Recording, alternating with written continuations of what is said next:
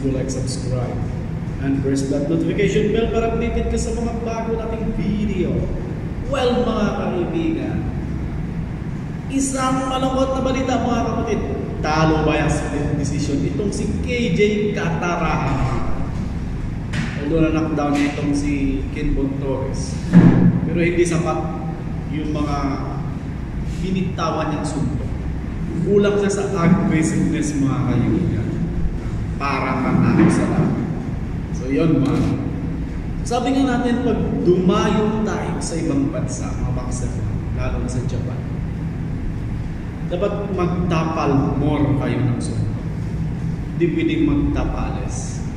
Tapal more dapat. So, KJ Cataraha, good luck. Better luck next time. So, ganun talaga. Sumunto ka, ngunit kulang. So, ganun lang. So, lesson learned lagi yan sa mga Pinoy boxer natin. Nadadayo sa Japan. Andun ka na eh. Bubuksing ka na eh. Damihan mo na yung suntok. Hindi yung mangilan nila. Pag medyo ramdam mong malakas yung palaban is iwas ka na ng iwas.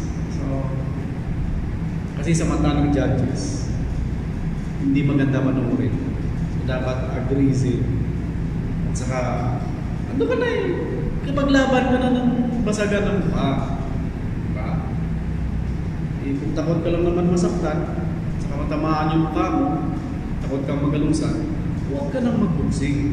Diba? Pwede ka namang sumali sa mga Mr. Universe. Pwede ka rin magpatayo ng barbershop. Diba? Salon.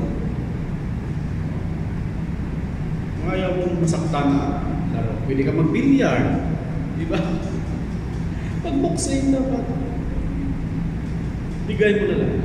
So, KJ Cataraha, better luck next time. At sa mga susunod pa nating mga boksingero na maglalaro sa ibang bansa o kahit saan man. Paglaban-laban, hindi yung naiilang. So, hanggang dyan lang. Kita-kits tayo sa ulit natin. Bye-bye.